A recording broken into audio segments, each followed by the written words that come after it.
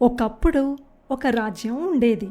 ఆ రాజ్యాన్ని ప్రతాపుడు అనే మహారాజు పాలించేవాడు. అతని వద్ద సుదీపుడు అనే మంత్రి ఉండేవాడు. సుదీపుడు చాలా తెలివైనవాడు. మహారాజుకి రాజ్య పాలనలో సరైన సలహాలిస్తూ చాలా సహాయపడేవాడు. ఇదిలా ఉండగా ఒకరోజు ప్రతాపుడు తన సభా పరివారంతో ముచ్చటిస్తూ ఉండగా అకస్మాత్తుగా అతని చేతిలోని కత్తి జారి కాలుపై పడి చిటికెన వేలు తెగిపోతుంది.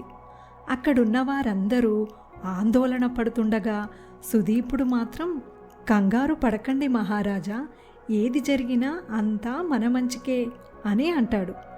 ఆ మాటలకు మహారాజుకి విపరీతంగా కోపం వస్తుంది. నా వేలు తెగిపోతే అంతా మన మంచికే అని అంటావా? వేలు తెగడంలో మంచి ఏముంది? ఎంత ధైర్యం ఉంటే అలా మాట్లాడతావు? భటులారా, ఈ దుర్మార్గుడిని బంధించండి అని అంటాడు. భటులు సుదీపుడిని చెరసాలలో బంధిస్తారు. రాజవైద్యుడు మహారాజు గాయానికి వైద్యం చేస్తాడు. కొద్ది రోజులలో గాయం నయమైపోతుంది. ఓ రోజు మహారాజు వేటకని అడవికి వెళ్తాడు.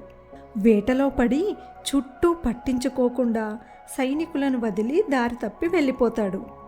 దారి తప్పి ఒంటరిగా ఉన్న ప్రతాపుడు అడవి మధ్యలోకి వెళ్ళిపోతాడు.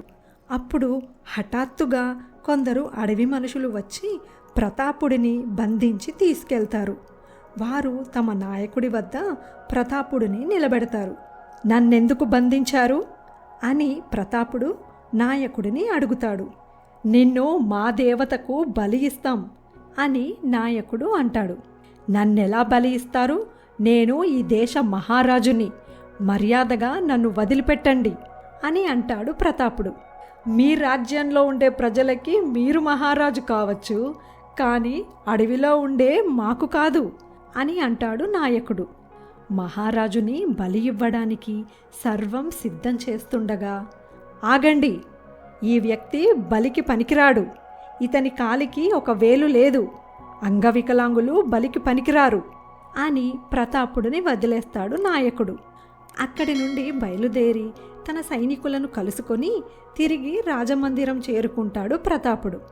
ప్రతాపుడు వెంటనే మంత్రిని పిలిపించి, సుదీప, నీవు చెప్పింది నిజమే. ఆ రోజు నా చిటికన వేలు తెగిపోవడం వల్ల ఈరోజు నేను బ్రతికి ఉన్నాను. కాస్త ఉంటే ఆ ఆటవికుల చేతిలో బలైపోయేవాణ్ణి. నువ్వు చెప్పినట్టు జరిగినదంతా మన మంచికే. అనవసరంగా నిన్ను చెరసాలలో బంధించాను, నన్ను మన్నించు అని అంటాడు ప్రతాపుడు.